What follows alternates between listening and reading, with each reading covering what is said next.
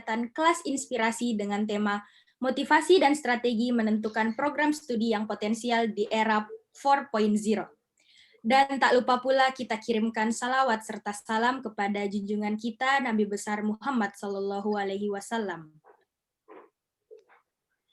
Baik, mengawali acara pada pagi hari ini, marilah kita dan bersama-sama membaca surah Al-Fatihah.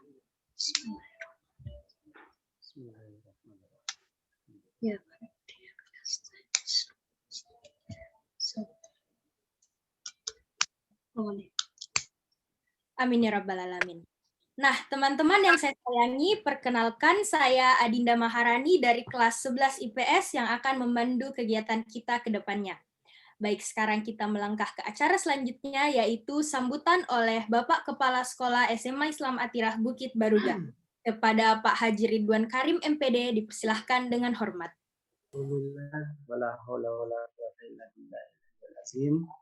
Bismillah wa ni'mal wakil wa ni'mal nasir. La haula wa la quwata illa billah. Allahumma shalli ala Muhammad wa ala ali Muhammad. Senantiasa kita memuji atas kebesaran keagungan Allah Subhanahu wa taala. Alhamdulillah, semoga pada pagi hari ini kita semua tetap dalam kondisi sehat walafiat. Amin. Yang terhormat Prof. Ihsan, nama lengkap beliau Ananda ya, Profesor Dr. Insinyur Ihsan Setia Putra. Beliau adalah Wakil Direktur 1 Bidang Akademik dan Kemahasiswaan Universitas Pertamina. Kita sangat bersyukur tentunya dengan kesibukan Prof. Pasti yang padat, beliau masih juga bisa menyempatkan waktunya untuk membersamai proses belajar mengajar kita pada hari ini di kelas inspirasi. Ya, terima kasih sekali lagi Prof atas waktu dan kesempatan yang diberikan kepada anak-anak kita SMA Islam Atirah Bukit Baruga. Beberapa waktu yang lalu memang untuk kesekian kalinya Prof. Ihsan ini meluangkan waktunya, menyempatkan waktunya membagi ilmu dan pengalamannya pada Sivitas Akademika Sekolah Islam Atirah.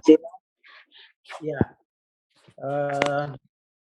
kesekian kalinya ya, tetapi di Baruga ini untuk kedua kalinya, kurang lebih 3-4 tahun yang lalu ya. Iya Pak, betul Pak. Ya. Terima kasih Prof. Sekali lagi. Ananda sekalian, beberapa kali kita ada pembelajaran materi di kelas inspirasi ini dari beberapa narasumber, baik itu internal maupun eksternal, dan ini tentu spesial sekali. Karena itu semoga seluruh siswa kelas 10 dan kelas 11 sudah bergabung, ya sudah bergabung, dan kita akan mendengarkan banyak informasi akademik maupun ya tentunya pengalaman beliau yang luar biasa yang nantinya pasti akan memotivasi kita dan akan menginspirasi kita ya di dalam kita menuntut ilmu ya yang kita harapkan Ananda semua itu mendapatkan banyak wawasan ya. Karena itu ada sekali lagi kepada Ananda semua untuk bisa mempersiapkan catatan dan bisa aktif ya memberi respons ya. Jadi itu kepada Ananda semua agar bisa selama proses pembelajaran berlangsung ini bisa aktif ya, jangan takut, jangan malu bertanya apapun ya yang berkaitan dengan materi ini, karena pertemuan kita dengan Prof ini luar biasa, adalah pertemuan yang sangat spesial. Ada yang saya ingin ini Prof, seperti halnya di Bone, ya di Bone itu kan SMA Bone sudah ada kerjasama ya, ada kerjasama dengan Pertamina itu dalam rekrutmen mahasiswa baru, ya dalam bentuk beasiswa, Prof. Ya mungkin bisa diperluas barangkali bukan cuma Bone, tetapi ya SMA Atira pada umumnya. Kami ada 3 SMA di bawah naungan Sekolah Islam Atira, Bone, Baruga, dan Kaujalalido. Ya, sekiranya ini bisa diperluas, Prof. Ya, banyak juga anak-anak kita di SMA Baruga yang sangat pengen masuk di Universitas Pertamina. Ya, anak-anak kita banyak juga mendapatkan informasi tentang kualitas Universitas Pertamina, ya, tetapi mungkin akan lebih ini lagi sekiranya kita bisa juga memberikan ruang yang sama ya dengan anak-anak atau siswa kita yang ada di SMA Bone. Ya, sekali lagi terima kasih banyak Prof. Terima kasih atas waktunya, atas ilmunya. Semoga Allah Subhanahu wa taala beri balasan yang berlipat ganda. Amin. Ini yang dapat saya sampaikan sebagai pengantar. Billahi fisabilil haq. Wassalamualaikum warahmatullahi wabarakatuh. Waalaikumsalam warahmatullahi wabarakatuh. Terima kasih, Pak. Nah, teman-teman, telah hadir nih bersama kita pada pagi hari ini Prof. Ihsan Setiaputra. Assalamualaikum, Prof. Salam Adinda. Bagaimana, Prof, kabarnya hari ini? Alhamdulillah, selalu sehat diberi. Alhamdulillah. Nah, pasti teman-teman penasaran nih beliau siapa. Nah, beliau adalah Profesor Dr. Insinyur Ihsan Setiaputra. Beliau menjabat sebagai Wakil Rektor 1 Bidang Akademik dan Kemahasiswaan Universitas Pertamina, sekaligus Guru Besar di Institut Teknologi Bandung atau yang akrab disebut ITB. Beliau pada tahun 1983 mengenyam pendidikan sarjana teknik mesin di ITB, dan pada tahun 1994 mengenyam pendidikan doktor in Aerospace Engineering Delft University of Technology, the Netherlands. Baik, teman-teman pasti ada yang bercita-cita nih seperti Prof. Ihsan yang bisa sekolah di luar negeri dan bisa menjadi orang yang hebat. Nah, beliau hadir untuk memberikan kita semua pencerahan, karena tentu di usia sekarang ini kita sedang bingung-bingungnya ya, menentukan jalan kita ke depannya setelah SMA mau bagaimana. Nah, baik, tidak berlama-lama lagi, langsung saja kepada Profesor Dr. Insinyur Ihsan Setiaputra, dengan hormat saya persilahkan. Terima kasih Adinda. Sama-sama, Prof. Bismillahirrahmanirrahim. Innal hamdalillah nahmaduhu wa nasta'inuhu wa nastaghfiruhu wa na'udzu billahi min syururi anfusina wa min sayyiati a'malina. May yahdihillahu fala mudilla lahu wa may yudlilhu fala hadiya lahu. Asyhadu an la ilaha illallah, asyhadu anna Muhammadar Rasulullah. Allahumma shalli ala Muhammad wa ala ali Muhammad. Wa shalli ala Ibrahim wa ala ali Ibrahim wa barik ala Muhammad wa ala ali Muhammad kama barakta ala Ibrahim wa ala ali Ibrahim fil alamin innaka Hamidum Majid. Yang terhormat Bapak Kepala Sekolah Pak Ridwan Karim, Bapak-bapak, Ibu-ibu guru di SMA Bukit Baruga Makassar, anak-anakku sekalian, siswa SMA Baruga, siswa Atirah ya, Bukit Baruga Makassar. Senang sekali pagi ini bisa berkumpul walaupun hanya dalam bentuk daring atau online, tapi mudah-mudahan tidak mengurangi manfaat yang dapat kita peroleh dari pertemuan ini. Nah, pagi ini Pak Ihsan diminta untuk cerita tentang kiat memilih program studi, terutama terkait dengan era revolusi industri 4.0. Nanti Pak Ihsan juga akan sedikit cerita tentang revolusi industri 4.0 dan dia memilih program studi. Nah, pertama Pak Ihsan izinkan untuk share screen dulu ya.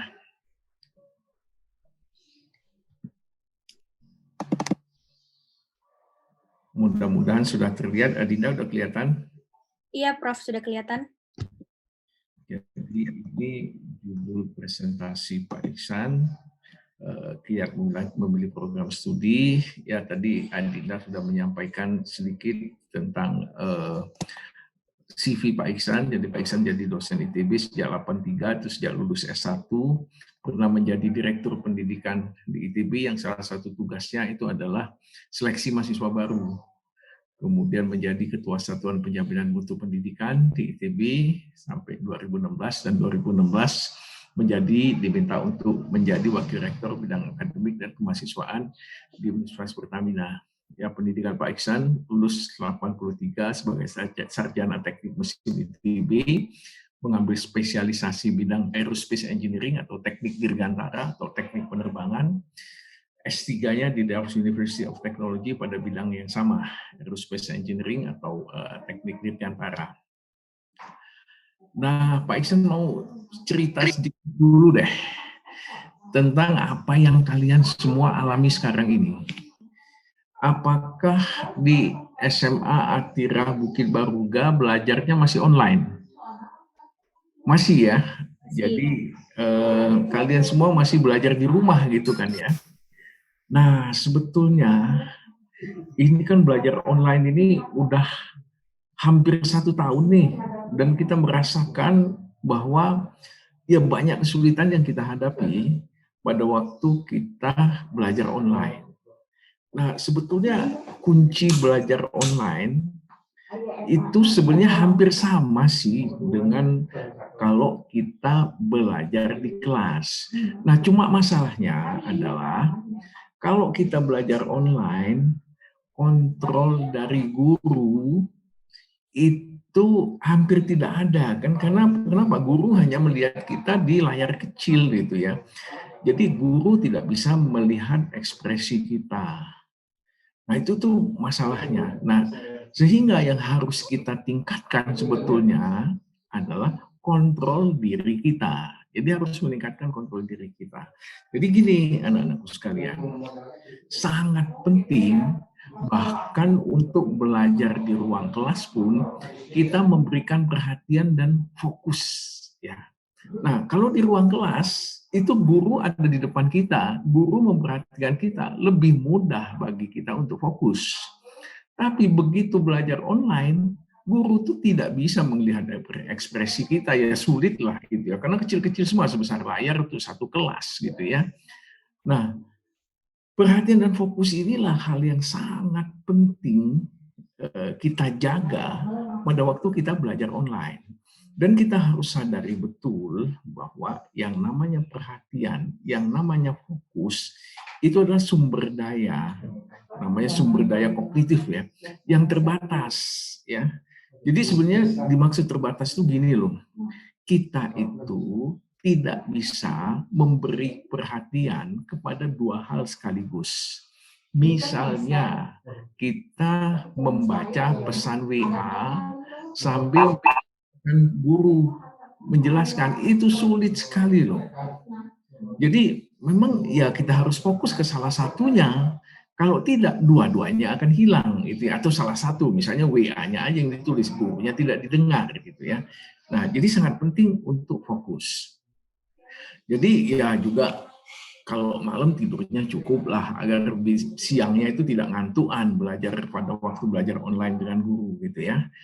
Nah, ada 2 hal yang kalian harus lakukan waktu belajar online. Ini modelnya, ini apa namanya, teori orang psikologi tampaknya rumit, tapi sebenarnya sederhana. Jadi gini, apa yang harus kalian lakukan pada waktu akan mulai belajar online? Nomor satu, cari tempat yang tenang. Ya, di rumah kalian jangan kalian pilih tempat dekat jalan sehingga ada orang jualan bakso teriak kedengeran, ada yang jualan roti juga kedengeran. Cari tempat yang cukup tenang ya agar suara-suara itu tidak mengganggu. Nah, kenapa? Karena menurut pakar-pakar psikologi, kalau otak kita ya mendengar dua hal sekaligus, katakan ini guru yang ngomong nih, ini guru yang ngomong ya. Guru yang ngomong itu kemudian datang suaranya bersama-sama dengan orang bapak yang jualan bakso. Dua-dua suara itu kan pasti masuk ke telinga kita, betul nggak saya? Kedua suara itu pasti masuk. Nah, otak kita itu akan memilih. Pemilihan tingkat pertama itu berdasarkan karakteristik fisik dari suaranya. Yang lebih keras itu akan lebih banyak masuk ke dalam benak kita. Ya. Nah, jadi yang pertama tadi Pak Ihsan katakan, kalian harus pilih tempat yang tenang sehingga yang ini tadi, yang jualan segala macam, ini dikurangi intensitas suaranya jadi nggak keras lah gitu ya.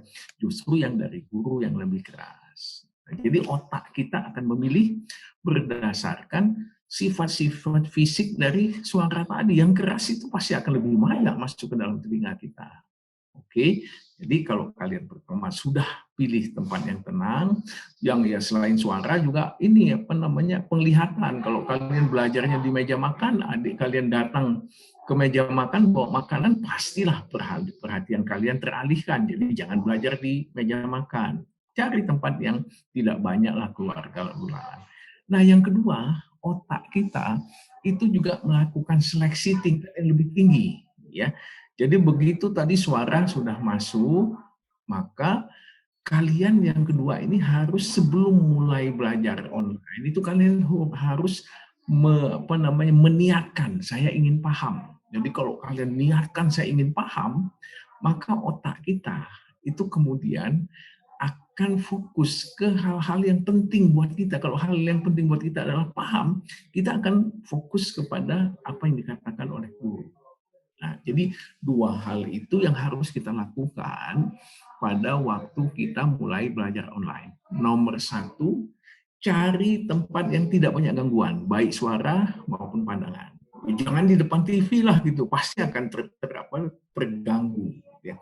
Yang kedua, niatkan bahwa kalian betul-betul ingin paham, karena nanti otak kita akan memilih hal-hal yang menurut kita penting, yang penting paham ya akan memperhatikan dulu, ya. Oke, itu pesan Pak Ihsan pertama kepada kalian. Jadi belajar online, cari tempat yang tenang, niatkan betul, yang niat yang kuat saya ingin paham. Oke, gitu. Nah, ini yang kedua, Pak Ihsan tadi dikatakan oleh Adinda, dosen juga di Teknik Dirgantara ITB, Fakultas Teknik Mesin dan Dirgantara. Nah, Pak Ihsan itu kalau ngajar itu membayangkan bahwa siswa itu harus menjadi seperti pesawat tempur. Nah, pesawat tempur itu bukan seperti pesawat penumpang yang terbangnya lurus-lurus aja, beloknya ya nggak belok inilah berat lah, dan harus lincah gitu ya. Kenapa? Kalian itu setelah SMA itu akan terbang kemana-mana. Ya mungkin banyak yang melanjutkan kuliahnya di Makassar, tapi sebagian akan katakan ke Bandung, mau ke ITB, ke Jogja, mau ke UGM, ada lagi yang ke Jakarta, mau ke UI, ada yang ke Surabaya, mau ke ITS, macam-macam. Jadi Pak Ihsan bayangkan, kalian ya itu seperti pesawat tempur, terbang kemana-mana setelah selesai di SMA Atirah Baruga. Nah, sebagai pesawat tempur, kalian harus punya kemampuan untuk manuver. Terbang itu nggak lurus aja, bisa jungkir balik gitu loh, dan punya agility itu kelincahan. Kalian harus punya kelincahan. Nah, dalam belajar ada juga yang namanya kelincahan dalam belajar atau learning agility. Apa sih learning agility yang harus kalian miliki? Yang harus kalian miliki dalam belajar adalah satu, willingness, keinginan kuat untuk paham. Itu juga yang sangat penting. Keinginan kuat untuk paham. Ya. Bukan untuk dapat nilai. Nilai itu adalah bonus dari pemahaman kalian. Ya. Oke, nah yang kedua, setelah niatnya sangat kuat, kalian harus punya kemampuan untuk belajar. Nah, salah satunya kemampuan belajar saat COVID seperti sekarang ini adalah kemampuan untuk fokus, kemampuan kalian untuk memberikan perhatian pada waktu belajar online. Ya, sangat penting ya kemampuan untuk fokus ini pada saat sekarang ini, gitu ya. Oke, dua hal ini yang betul-betul kalian harus bisa miliki. Keinginan kuat dan kemampuan untuk fokus. Ya. Nah, setelah itu ya kalian ulangan, ujian, itu kan sebenarnya menerapkan apa-apa yang sudah kalian pahamkan, sudah pahami gitu ya. Oke, jadi itu hal yang sangat penting. Jadi kalau Pak Ihsan bayangkan, maka kalian itu ya seperti ini, pesawat tempur sedang dikonstruksi. Nah, mengkonstruksi pesawat, kalau kalian lihat, katakan ada tetangga sedang membangun rumah, pasti tidak dibangun atapnya dulu, betul nggak ya? Ada rumah yang langsung dibangun atapnya? Enggak. Pasti fondasinya dulu, kerangkanya dulu dibangun. Nah, sama juga pesawat tempur ini, dibangun dulu nih kerangkanya nih, yang di sini-sini ini kerangka-kerangka semua gitu ya. Kemudian dikasihlah mesin gitu agar punya gaya dorong gitu ya. Nah, sama dengan kalian. Kalian di SMA itu memperoleh pengetahuan-pengetahuan yang merupakan dasar yang nanti akan diperdalam di perguruan tinggi. Misalnya, kalau yang IPA itu dapat mata pelajaran fisika, dapat kimia, dapat matematika. Nah, kalau kalian lanjut ke perguruan tinggi, ada lanjutannya. Kalau katakan masuk ITB atau masuk Universitas Pertamina, itu di program studi teknik, itu kalian akan belajar fisika dasar setahun lagi, kimia dasar setahun lagi, kalkulus lanjutan matematika, itu setahun lagi. Nah, dasarnya apa? Dasarnya adalah fisika, kimia, matematik yang kalian peroleh di SMA. Demikian juga Adinda yang di IPS. Itu dapat mata pelajaran katakan ekonomi, geografi, sejarah, yang nanti itu ada lanjutannya di perguruan tinggi. Dasarnya adalah apa yang kalian peroleh di SMA. Jadi di SMA jangan milih-milih belajar. Mata pelajaran apa yang saya sukai, boleh sih suka mata pelajaran tertentu, tapi mata pelajaran lain jangan ditinggalkan, karena itu dasar yang kalian butuhkan nanti waktu kalian kuliah. Kalau ada yang nggak kuat pemahamannya, kalian akan masalah nanti di perguruan tinggi. Nah, setelah 3 tahun kalian di SMA Atirah mungkin baruga, kalian akan take off. Take off kalau pesawat tempur take off ya. Kalian akan bepergian kemana-mana tuh. Dari perguruan tinggi gitu ya. Boleh di mute kalau peserta lain agar lebih lancar kita. Nah, jadi kalian akan take off ke perguruan tinggi dan prodinya. Nah, nanti memilih prodi ini nanti Pak Ihsan akan cerita gitu ya. Nah, kalian sudah masuk program studi tertentu nanti ya, kemudian masuk universitas perguruan tinggi tertentu, kalian akan ditempa lagi. Ditempa dengan ya mata kuliah yang lebih spesifik di bidang yang kalian masuki itu ya. Itu akan ditempa kalau tadi ya kalian hanya diberi katakan kerangka, kata Pak Ihsan itu mesin. Nah, sekarang kalau udah kuliah kalian akan diberi, kalau pesawat terbang itu diberi radar untuk tahu posisi sendiri dan posisi musuh. Diberi perlengkapan elektronik di sini, wah canggih gitu ya. Diberi katakan ini peluru kendali dan seterusnya, macam-macam diberikan. Nah, itu semua adalah pengetahuan-pengetahuan yang lebih lanjut, yang dasarnya adalah mata pelajaran yang kalian peroleh di SMA. Nah, bekal yang kalian peroleh di perguruan tinggi nanti akan kalian pakai pada waktu kalian bekerja. Ya, jadi ingat loh, pada waktu kalian di SMA, kalian mengumpulkan bekal untuk di perguruan tinggi. Kalian di perguruan tinggi, kalian memakai bekal dari SMA tadi untuk menempa diri kalian untuk memperoleh pengetahuan yang nanti akan kalian pakai pada waktu bekerja. Jadi ingat betul, kalian tuh bukan nyari nilai, yang kalian cari adalah pengetahuan, pemahaman, itu ya, yang bonusnya nilai, gitu ya.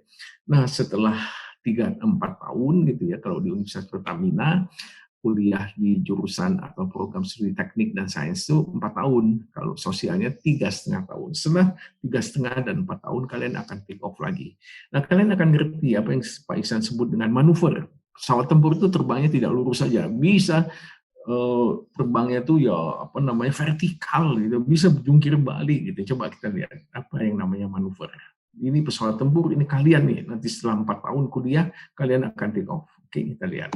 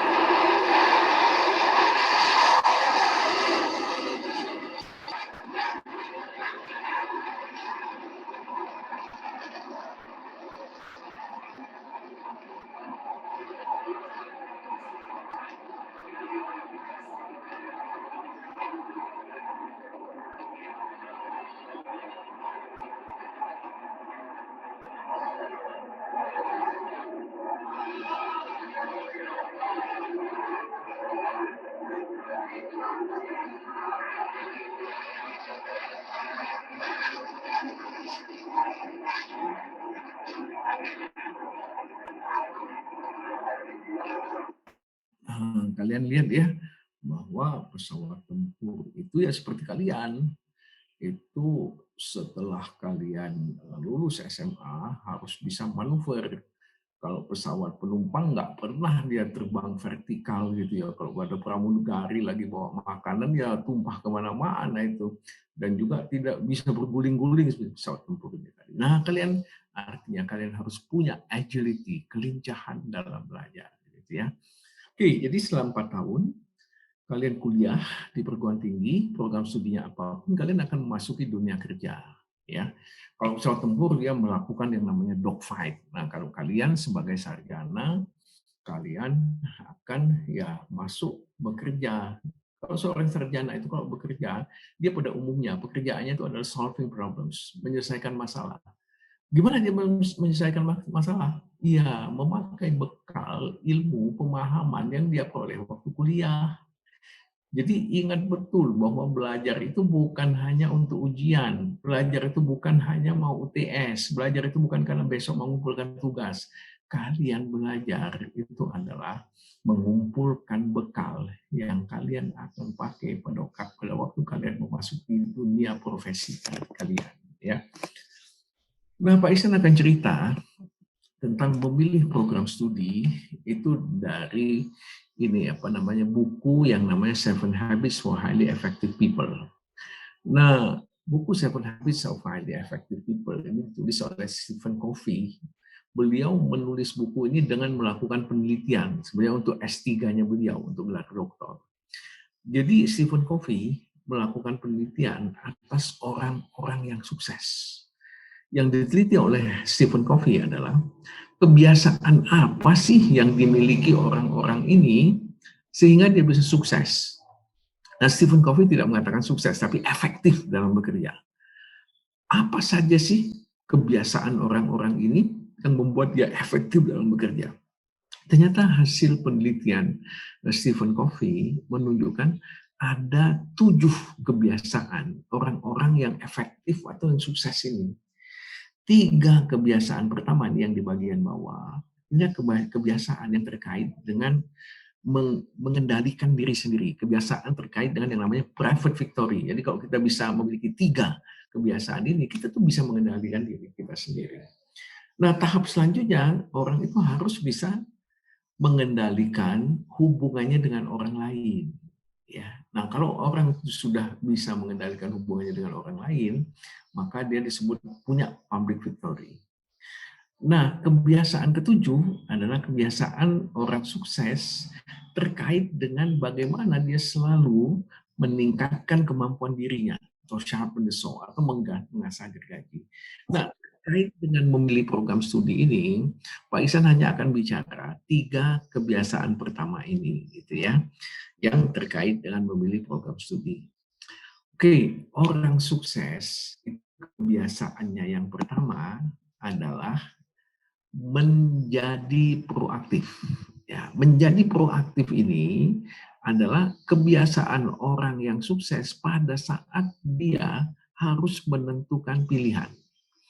Nah, kalian itu nanti harus menentukan pilihan program studi apa sih yang mau saya masuki, betul nggak? Ya, betul Adinda. Udah punya program studinya, pilihannya? Insya Allah ada, Pak. Oke, mudah-mudahan itu udah pilihan yang kuat ininya, namanya. Nah, kalau belum punya, mungkin masih ada yang belum punya pilihan program studinya apa. Jangan memilih program studi itu ikut-ikutan teman. Wah, banyak teman saya masuk ke prodi ini, saya juga ikutan deh milih ini. Nanti kalau begitu kalian kuliah, kalian nggak suka, waduh, kalian akan membuang waktu paling tidak setahun, tahun depannya pindah. Kadang sampai 2 tahun. Kadang itu sampai DO. Jadi setelah sekian tahun, batas waktu studinya habis, di DO. Sayang, hilang waktu dan hilang uang gitu ya. Nah, jangan juga, ini perhatikan betul ya, jangan juga memilih program studi itu atas anjuran bimbingan belajar melihat hasil TU kalian. Jadi setelah ikut TU sekian kali, kemudian hasil TU kalian itu, wah kalau mau masuk UNHAS, bisanya hanya di program sini-sini aja, karena berdasarkan data tahun lalu, prodi ini apa namanya prodi tertentu ini itu kalian bisa masuki dengan proyeksi hasil TU kalian. Jangan pilih seperti itu. Kenapa? Bisa jadi seperti yang pertama tadi, bisa jadi kalian nggak suka dengan bidang itu, walaupun dari segi nilai TU kalian ya. Jangan milih yang itu dua itu tadi, karena Pak Ihsan sudah melihat sejumlah mahasiswa punya masalah itu ternyata setelah ditelusuri karena itu tadi, karena ikut-ikutan teman masuk prodi tertentu, karena masuk prodi tertentu itu karena disarankan oleh bimbingan belajar berdasarkan hasil TU-nya. Jangan pilih itu. Kalau kalian belum punya pilihan, pertama itu ada yang namanya Susan nih Pak. Lihat Pak Ihsan, lihat Susan udah punya pilihan program studinya. Susan kelas 3 IP3 udah punya Susan? Insya Allah. Insya Allah udah. Oke, alhamdulillah kalau sudah. Nah, bagi anak-anakku sekalian yang belum punya pilihan program studi, langkah pertama kalian pikir, saya ini selama 3 tahun atau 2 tahun, kalau kelas 1 baru 1 tahun, senangnya pelajaran apa sih? Saya punya passion, kegairahan waktu belajar apa sih? Mungkin ada yang mengatakan, saya senangnya belajar kimia, Pak. Mungkin Susan mengatakan, saya belajarnya kimia, Pak. Senang banget. Dari kelas 1 nilai saya itu nggak pernah di bawah 8, Pak. Dalam skala 10 ya, kalau skala 100, 8 ya rendah ya. Kalau 10, 8 terus, Pak. Jadi saya kalau kuliah nanti cari program studi yang banyak kimianya. Nah, kalau kalian sudah punya ya sukanya belajar, passionnya belajar apa, mulai langkah keduanya. Cari ya program studi yang banyak kimianya. Pastinya kimia murni di FMIPA itu banyak kimianya. Teknik kimia di Fakultas Teknologi Industri itu biasanya ya, itu juga pasti banyak kimianya. Tapi jangan kalian stop sampai situ, yang banyak kimia itu masih ada lagi. Misalnya teknik lingkungan, itu juga banyak kimianya. Bisa jadi teknik perminyakan, juga kimianya itu ada, walaupun tidak sebanyak di kimia dan teknik kimia, tapi ya ada juga kimianya. Nah, jadi kalian lihat ya, yang banyak kimia itu program studi apa saja. Kalian bisa tanya-tanya lah gitu, atau cari di Google gitu ya. Nah, setelah itu kalian udah punya sejumlah alternatif. Ini masih langkah kedua lah. Alternatifnya yang banyak kimia tadi, kimia murni, teknik kimia, teknik lingkungan, teknik perminyakan. Kalian lihat masing-masingnya. Itu nanti kuliahnya, kurikulumnya seperti apa sih? Ya, kalian nggak ngerti betul, tapi ya bisa kelihatan lah, oh iya memang nih banyak kimianya. Habis itu, kalian lihat masing-masingnya nanti profesinya itu di mana. Kalian bisa cari di Google deh, the profession of chemical engineers gitu. Nah itu ketik aja di Google, banyak tuh jawabannya. the profession of petroleum engineers gitu ya. Jadi what petroleum engineers do gitu ya. Ada itu jawabannya di Google. Jadi kalian tinggal Google aja. Nah, setelah kalian cari-cari gitu, ini masih langkah kedua loh. Kalian mantepnya saya mau masuk teknik kimia aja deh, dari kurikulumnya, dari profesinya, dan bayangan masa depan saya mau jadi apa tuh udah cocok deh. Nah, itu langkah kedua. Nah, kalau langkah kedua ini udah selesai, kalian udah punya tuh pilihan, katakan teknik kimia. Kalian cek, bisa ceknya itu ya dengan hasil psikotes. Tapi hasil psikotes jangan kalian hanya lihat di baris paling bawah. Baris paling bawah itu mengatakan biasanya cocoknya masuk prodi apa. Nah, itu sebetulnya itu adalah prediksinya psikolog. Tapi kalau kalian sudah ingin sekali masuk teknik kimia karena kalian sudah senang belajar kimia, udah tahu apa nanti kuliahnya teknik kimia apa, profesinya apa, kalian kan sudah senang betul. Jangan lihat lagi yang baris bawah, kalian tanyakan dengan psikolognya. Jadi psikotes itu ada baiknya kalian diskusi dengan psikolognya. Jadi setelah tes diskusi dengan psikolognya. Kalau diskusi saya katakan saya ingin masuk teknik kimia. Apakah ada hambatan kalau saya masuk teknik kimia? Kalau ada hambatan, kira-kira apa? Bagaimana cara saya mengatasinya? Biasanya hambatan itu kalau kalian udah lulus SMA gitu ya, sebenarnya tingkat kecerdasan kalian sudah cukup gitu ya. Tinggal kadang-kadang sikap-sikap kalian yang harus diperbaiki. Nah, psikotes itu ada cukup banyak ya terkait sikap gitu ya. Dan sikap itu sebenarnya bisa diperbaiki. Jadi yang ketiga adalah kalian cek dengan hasil psikotes. Tapi sebenarnya hanya untuk melihat kelemahan saya apa untuk bidang ini. Kalau ada kelemahan, bagaimana saya melatih diri saya untuk mengalahkan kekurangan ini tadi. Nah, yang keempat ini tidak selalu terjadi. Yang keempat, kadang-kadang orang tua menginginkan anaknya masuk suatu program studi yang kalian nggak suka. Nah, ini adalah masalah dialog. Dialog dengan orang tua. Orang tua kalian memilih suatu program studi untuk kalian masuki, menganjurkan, itu karena mereka sayang dengan kalian. Mereka berpikir bidang ini yang cocok, bidang ini yang ke depan akan berkembang. Nah, inilah butuh dialog. Tadi orang tua perlu paham bahwa yang akan menjalani studinya itu adalah anaknya 4 tahun dan akan masuk profesinya berpuluh-puluh tahun adalah anaknya. Dan anak juga harus paham seperti yang Pak Ihsan katakan tadi, orang tua memilihkan ini karena mereka sayang kepada kalian, gitu ya. Mereka berpikir bidang inilah yang akan menjanjikan masa depan yang cerah. Nah, ini adalah dialog, gitu ya. Oke. Dialog ini ya bisa panjang gitu ya, tapi ya kalian harus menyiapkan alasan-alasan yang mendukung kalian untuk masuk bidang profesi kalian. Nah, kadang-kadang ada siswa yang ini Pak Ihsan ekstrim ya buatnya. Dia senang sekali memasak. Kemudian dia IPA-nya bagus, fisikanya bagus, kimia bagus, mau masuk ke sekolah perhotelan karena dia senang memasak. Nah, sebenarnya kalau kasus ekstrim seperti ini, memasak itu bisa terus aja dia sebagai hobi, ya gitu ya. Jadi ya profesinya ya tetap aja cari di bidang IPA. Oke, udah jelas ya, orang yang sukses itu kebiasaan yang pertama adalah proaktif proaktif dalam menentukan pilihannya. Pilihannya dipilih dengan pertimbangan yang matang. Nah, setelah dia membuat pilihan, dia harus bertanggung jawab atas pilihannya. Apa sih Pak maksudnya bertanggung jawab? Kalau kalian udah milih program studi teknik kimia, tempat kalian kuliah, ya kalian harus belajar dengan benar gitu ya, bertanggung jawab kepada diri kalian sendiri dan bertanggung jawab kepada orang tua kalian. Oke, ini adalah kebiasaan pertama. Be proaktif. Memilih dengan dipikir betul dan bertanggung jawab atas pilihan kalian. Itu be proaktif. Nah, kebiasaan kedua dari orang-orang yang sukses itu adalah kebiasaan merencanakan sebetulnya ya. Jadi begitu kalian mulai kuliah masuk bidang teknik kimia, kalian udah kebayang tahun pertama saya, IP tahun pertama saya akan berapa?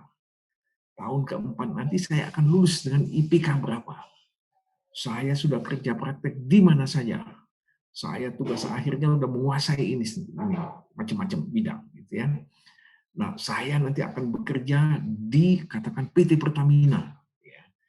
Setelah 25 tahun, saya membayangkan saya menjadi salah satu direktur PT Pertamina. Nah, jadi saat kalian mulai kuliah, sudah kalian rencanakan apa-apa yang akan kalian capai setelah 1 tahun, setelah 4 tahun, setelah 10 tahun, dan seterusnya. Jadi, begin with the end in mind, itu artinya kalian merencanakan.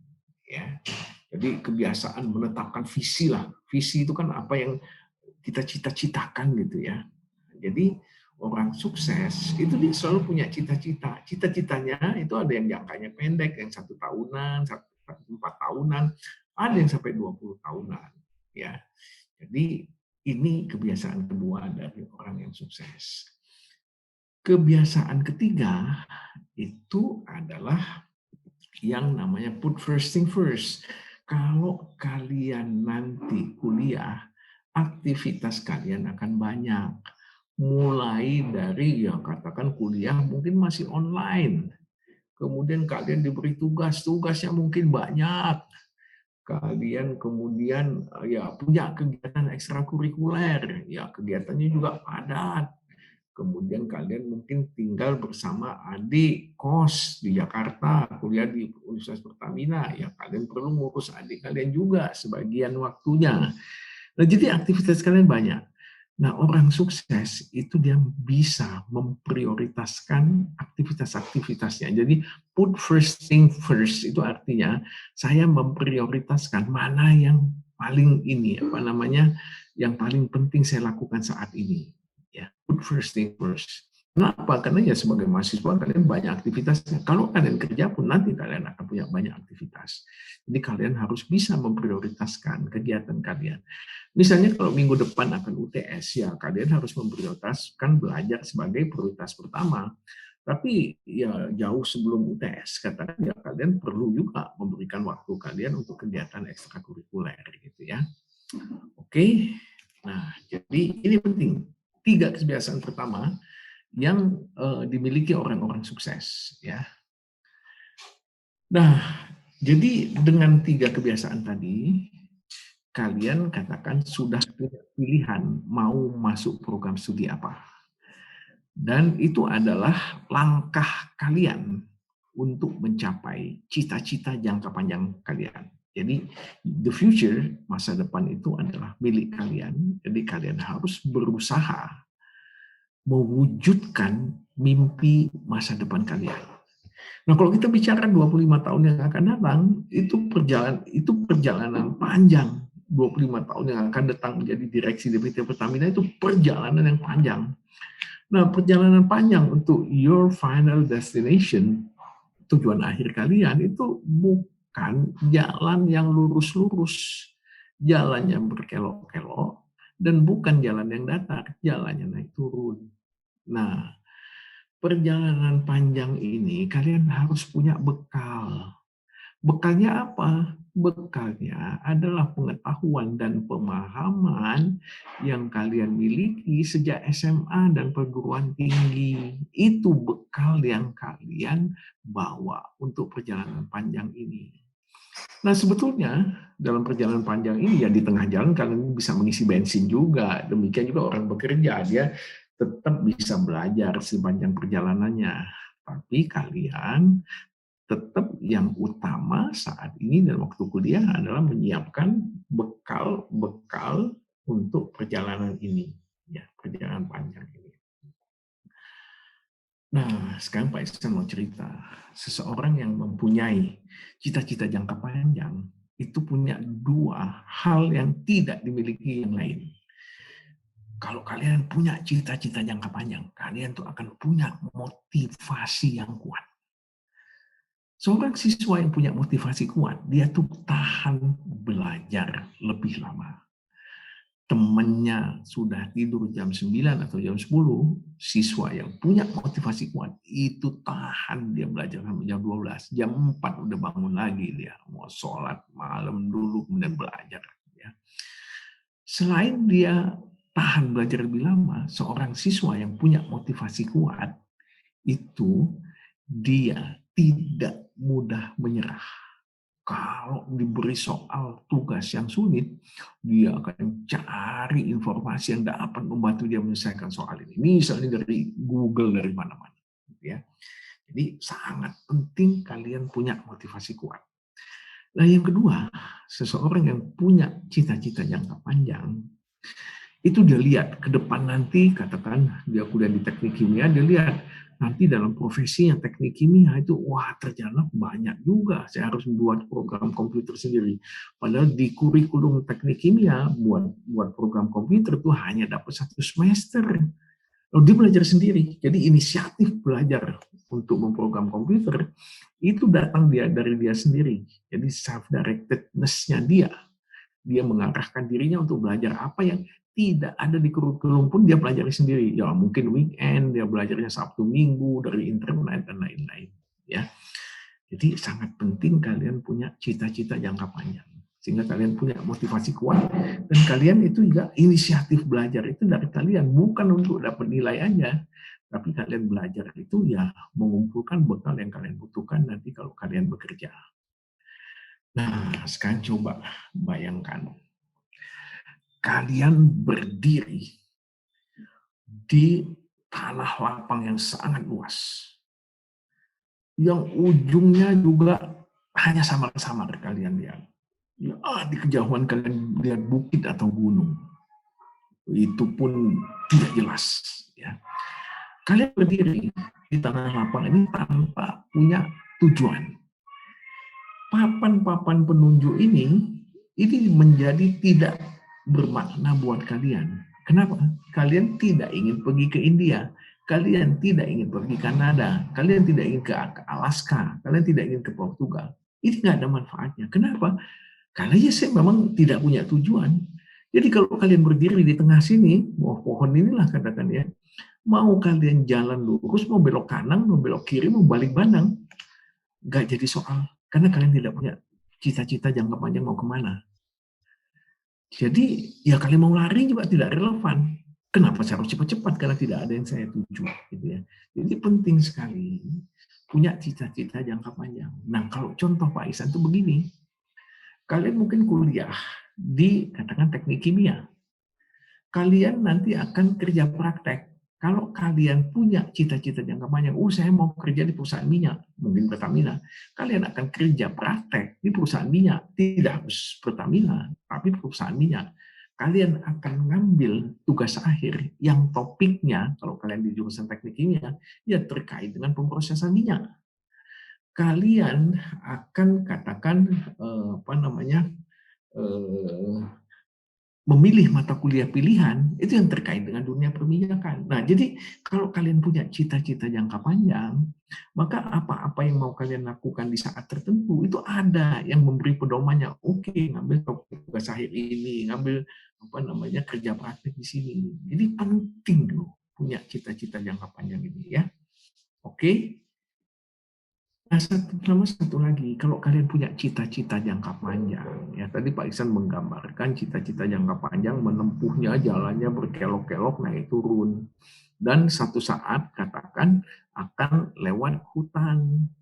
Hutan ini karena badai ada pohon tumbang, nah, jadi ada hambatan gitu ya.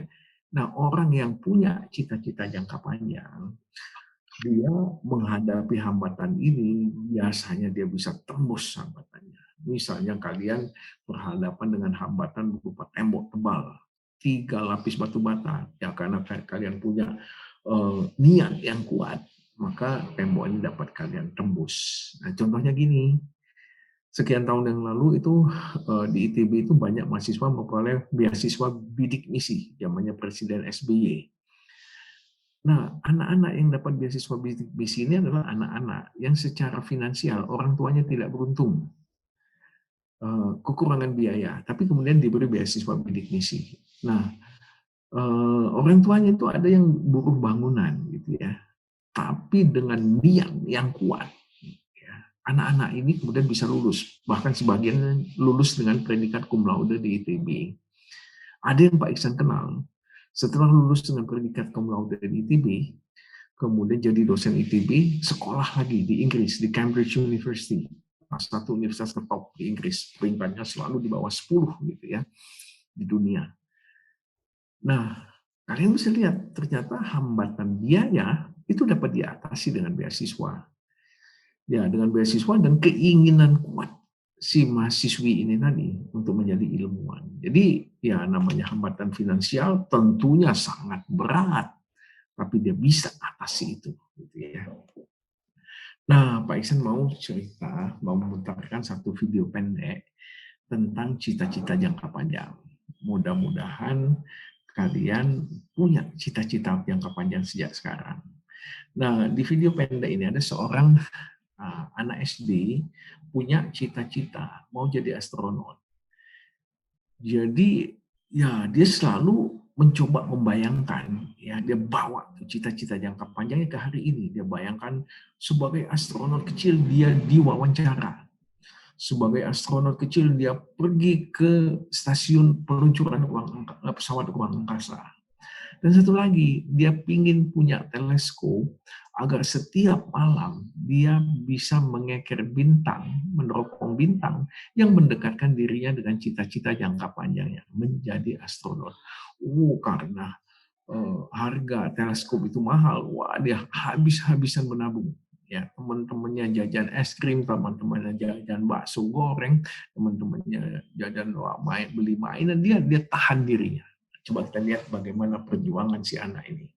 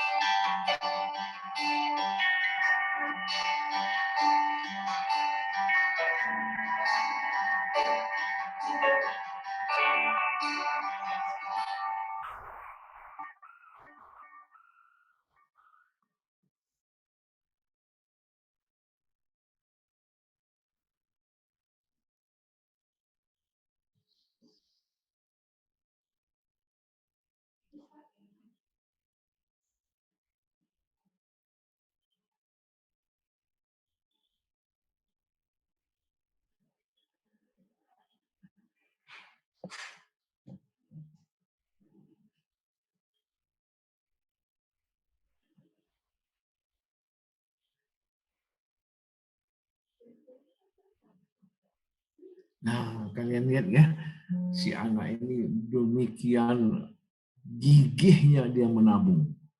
Harga si teleskop tadi 2.500 baht kayaknya itu di Thailand. Menabung, temennya jajan es krim, dia tahan nggak jajan es krim, temennya jajan bakso bakar, dia enggak lah, mainan segala macam dia enggak.